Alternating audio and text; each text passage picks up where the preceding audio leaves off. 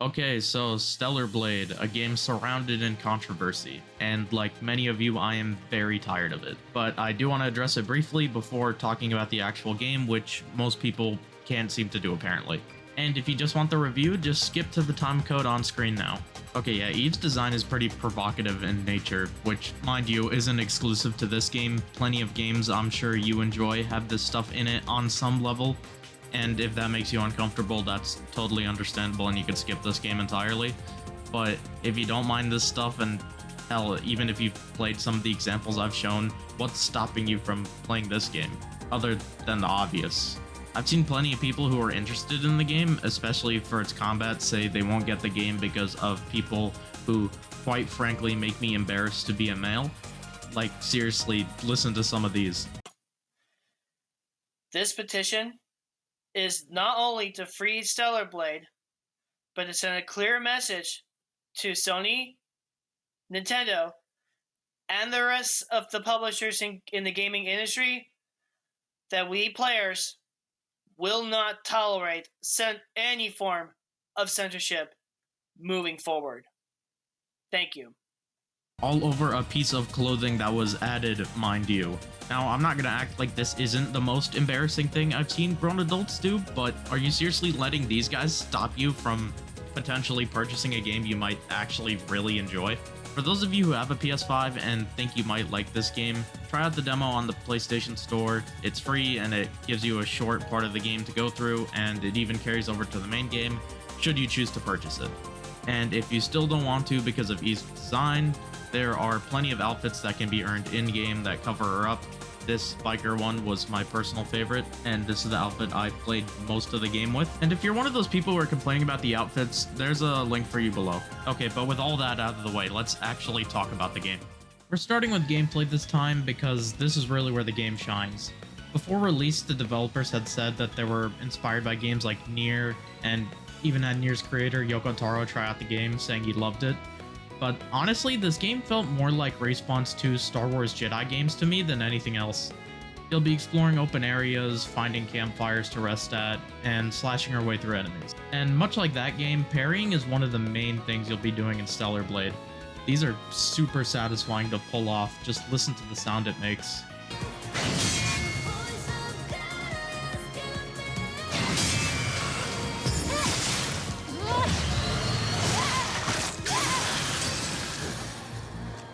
You also get 8 abilities to choose from, those being tied to the bumpers, plus one of the face buttons.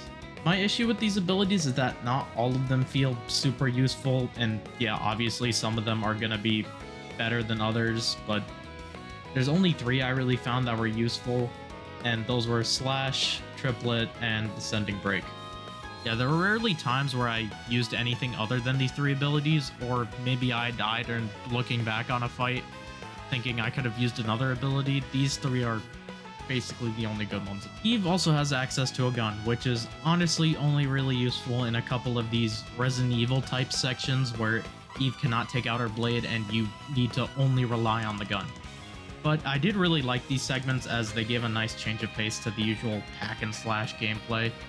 And I cannot stress this enough, the game feels super satisfying to play. Developer Shift Up has done an amazing job of making you feel every slash, counter, bullet. There was never a moment in Stellar Blade where I thought the gameplay felt off or anything. This feels amazing to play, and I would love to see another gameplay like this. The difficulty here I also think is perfectly balanced, as it's not something really hard like Dark Souls, but it's also not really easy like Final Fantasy 16.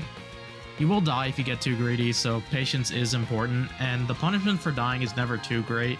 At most, you'll lose a couple minutes of progress, but that's it.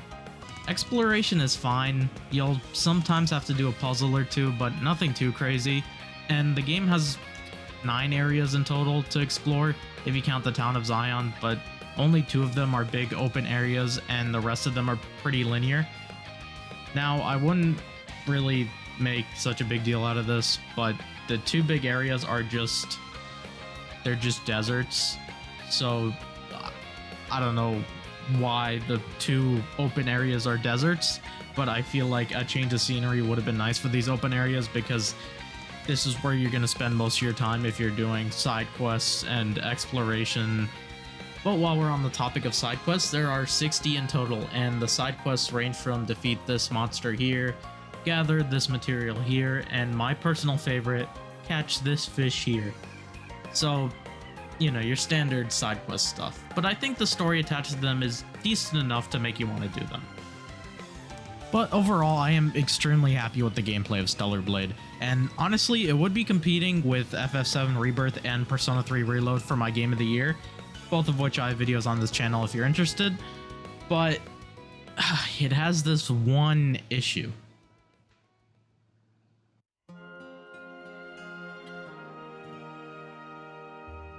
Okay, so spoilers for Stellar Blade, so if you just want to skip to the next part, that's fine, but just to quickly summarize, I really didn't enjoy this story. Okay, still here? Let's get into spoilers. So, the story on paper is something I should love, but I think it stumbles on its execution. I think the idea of the Natibas, or the Natabas, or however you say it, being the actual humans is an interesting idea, as it can make our main characters grapple with the fact that they aren't actually human, but androids instead called, yeah, whatever they're called. It's on screen right now, the name. But all this results in is a scene of Eve and Lily being a bit shaken and then back to killing the Natibas. I feel like it is such a missed opportunity to have the game continue on as usual. Yes, I understand that you still need to get the cores, that they still need the cores to save the people back in Zion, but after this reveal, Eve could have had like a change of heart and wanted to find a way to knock out the Natibas instead of killing them, or just find a way through without killing them, because I feel like that would have been possible. These guys are mindless drones essentially. And that leads into another problem I had with the story, is that its characters, because yeah, these guys aren't really that interesting. I find none of the main characters compelling at all. And I think the characters you meet in the side quests are more interesting.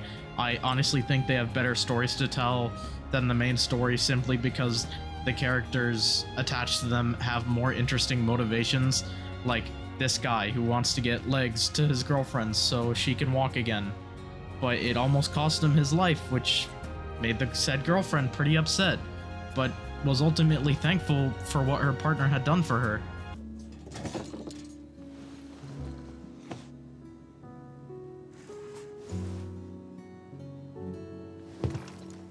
Enya.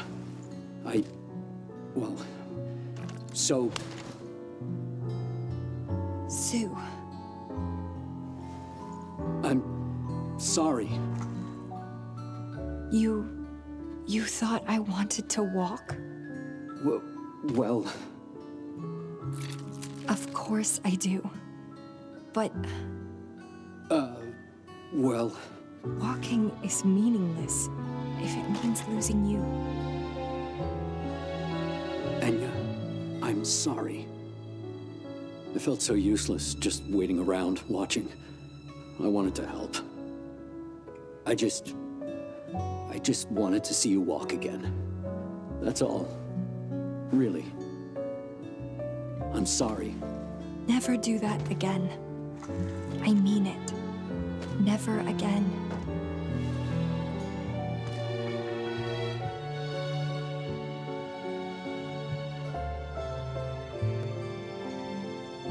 Well, these guys aren't technically human, they're androids, but these motivations, these feelings, these actions make them feel human. And I just can't say that for our main three characters, Adam, Eve, and Lily.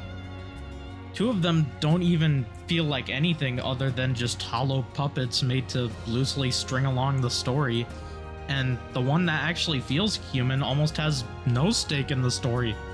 On top of that, these three have zero chemistry. They never felt like anything more than just co-workers that get along but don't talk outside of work or anything that's just not about work at all. Lily is probably the most interesting character out of the three, but her character gets barely explored, and when it does, it's in a secret level that, while easy to unlock, not every player will. And Eve doesn't really get any kind of moment to let her character develop either. She's pretty much the same character you meet at the beginning of the game. Even killing the person she thought died at the beginning of the game seemed to not affect her at all. Just a little... She seemed a little sad, but that's it. I mean, she loves soda cans. But the worst offender here, I think, is Adam, because not only does he get no time to develop, he also has the fact that he's a Natiba himself, which, mind you, wasn't foreshadowed in the slightest. And his proposal to Eve is that they should merge so they become a new race of humans, and so that both the androids and the Natibas can live peacefully together. But then that begs the question of why did Adam not help when Raven was attacking Zion?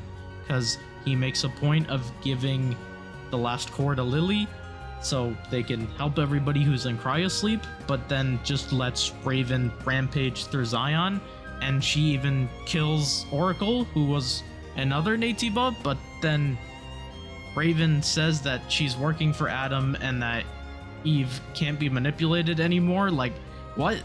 What manipulation? Wasn't the mission from Mother Sphere to take out all the Natibas? But while we're on the topic of the ending, there's 3 of them, and I would have gotten all of them, but that would require me to replay the whole game again. And while I did really like the game for its gameplay, I'm not really big on replays, especially if it's something I didn't explicitly love, and I just finished it, so I don't really feel like replaying it. So I'm sorry, but the ending I got was the Making New Memories ending. And while IGN says this is the bad ending, this, in my opinion, is the best ending. I'm not saying the ending is good, but out of the 3, it's the best option. Honestly, I kind of don't blame IGN for saying it's the bad ending, because you have to take Adam's hand and merge with him to get this ending, and he's technically the bad guy. But anyway, you merge with him and you become the ultimate life form.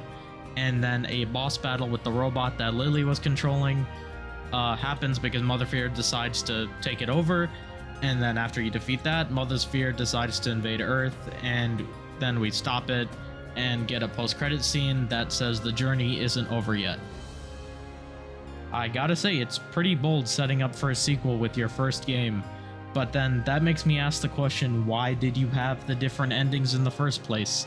Especially if you can't get the other endings by simply just reloading a save. I did watch the other endings online, and they're nothing really to write home about. If I'm being completely honest, watching all of the endings and just simply playing through the game, it feels like a part of the game was cut between Spire 4 and the end, because it feels like a lot of plot just happens right at the end, which is definitely a problem with the pacing, because the point of no return, if you got Lily's affinity meter up, which, by the way, is pretty annoying because you can't check that meter in the game, it only appears when you collect something, but admittedly, when I was playing, I didn't know this existed, and I just got it up naturally, but I also did every side quest before the point of no return. But anyway, if you got her affinity meter up, you unlock Eidos 9, have to complete that level, then complete Spire 4, which isn't a short level, by the way, which, you know, it is the final level in the game, and then 3 boss fights right after each other, on top of all the exposition and plot reveals you get. It just, the point of no return, it's really bloated, especially for a game this short. Like I said before, this game wears its Nier inspiration on its sleeve, and I didn't go into this expecting the same masterclass storytelling and gameplay that game had, and I didn't want this to be Nier, but both the setup and the plot threads for both stories are so similar, it's hard not to see the major flaws in Stellar Blade's story. Stellar Blade had so much more potential in its story. Now, some of you may say that the story isn't really that important to a video game, after all the gameplay is the main focus, and you'd be correct, for some games. Minecraft is the best-selling game ever, and it doesn't have a story. No, that's a different game. But a game like Red Dead Redemption 2 has a very clear focus on its story, but there's also games like the Persona series, which some people enjoy the story over the gameplay, and sometimes it's the other way around. What I'm trying to say is that video games can be enjoyed for all of its different aspects, and if you prefer one of them over the other, that's completely okay. But as someone whose favorite stories come from video games, and usually base my own purchasing decisions on said story, I am left disappointed with Stellar Blade. To be fair, I didn't buy this game for its story, I did buy it for its gameplay, which I was satisfied with. But the world looked so interesting, and these people look human and have these mechanical parts. I thought that looked really cool, and the monsters look really interesting. And it's hard writing a good story. Even the perfect story will have its critics. But you can feel the ambition the team put into this game. And it was revealed recently that the ratio of gameplay to story while they were developing was 30-70, the higher leaning towards gameplay, which is fine, but my question is, why write a story that has a lot of great ideas but then not flesh them out? Why only give 30% to a story that needed at least 50? Ultimately, what I'm trying to say is that they should have either done a different story that requires less time, or go all in on these plot points instead of half-assing them. The Naytibas being the real humans is a good idea, but barely gets explored. The main characters need more work, and not in just how they interact with each other, but how they individually are. And the villains needed way more time to even be given a chance to stand out. Raven is set up to be Eve's rival in a sense, but that's only set up in like the last hour of the game. Lily offers to help with this fight, but Eve tells her to stand down and that this is her fight. In a better written game, this would have been a really standout moment, but it ultimately falls flat, as this rivalry is literally given nothing to work with. And again, the end decision to take Adam's hand or not is not set up at all. It feels like they just realized the final boss needed to be someone close to Eve, but even then I never got the sense that these two were close in any way. They were just co-workers, essentially. Wow, what a view.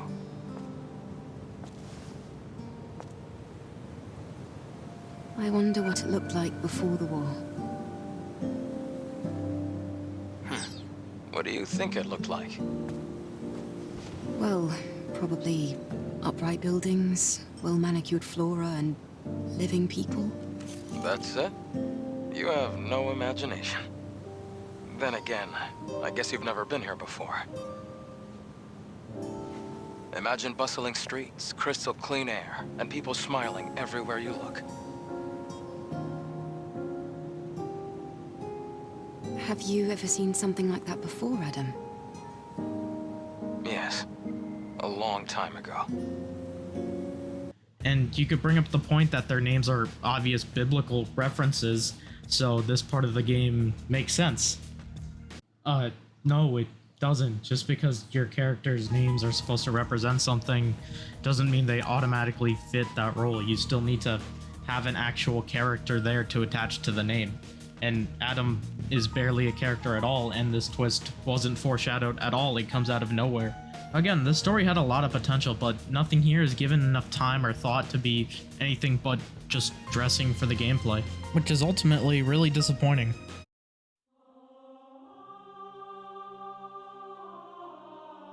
So while the story left more to be desired, the presentation of this game does not. The character models here are nicely detailed, and you can even customize how Eve looks after completing a side quest. And you could also, of course, dress them in different outfits, and even give Adam and Lily different outfits. But I don't think I even got different outfits for them. I didn't find any. And while character customization for a game that doesn't have an actual protagonist instead of a self-insert isn't really my cup of tea, I know plenty of people who will enjoy this aspect of the game and spend a lot of time just customizing Eve. The environments are a bit repetitive with the two desert areas I mentioned before, but all of them have excellent art direction and graphical fidelity. Like seriously, there's some really beautiful stuff here. The lake where you can fish being my personal favorite spot in the game. The trees being in the background with the sun reflecting off the lake makes this a really nice location. But how does the game actually run when you're in these locations? And I'm happy to report it runs amazingly. I played on performance mode, and not only did the game keep a consistent 60 FPS, but there was not once in the game where I felt like this image looks blurry or anything like that. Seriously, some really good optimization here. Well, except this part, but who cares about that when the music that's playing here is so good? Listen to this.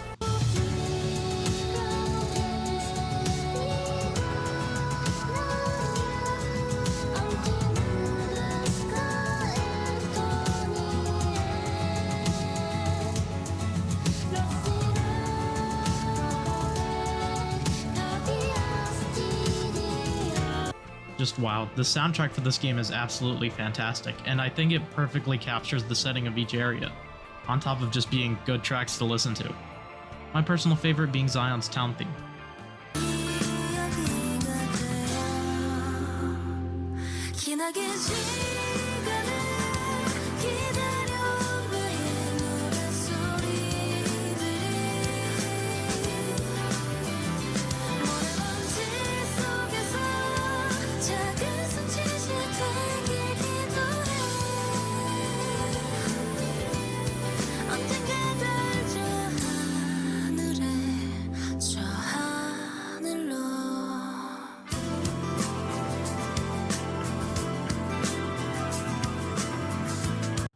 While Stellar Blade isn't competing with FF7 Rebirth and Persona 3 Reload for my personal game of the year, it's definitely going to compete with them when it comes to best soundtrack.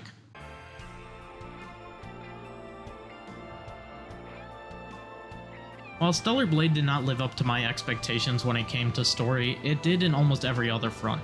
Fantastic gameplay, amazing visuals, and fishing, of course. And while this isn't in my personal running for Game of the Year, I can see why it would be for many other people.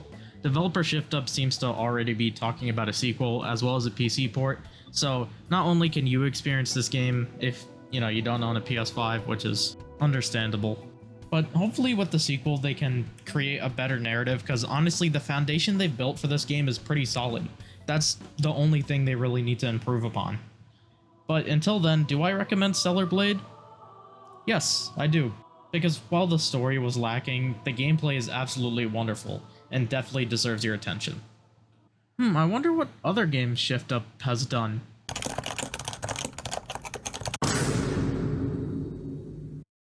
Ah, well, now that I'm done with Stellar Blade, I can get back to a real man's game. 嬉しい。 Oh yeah.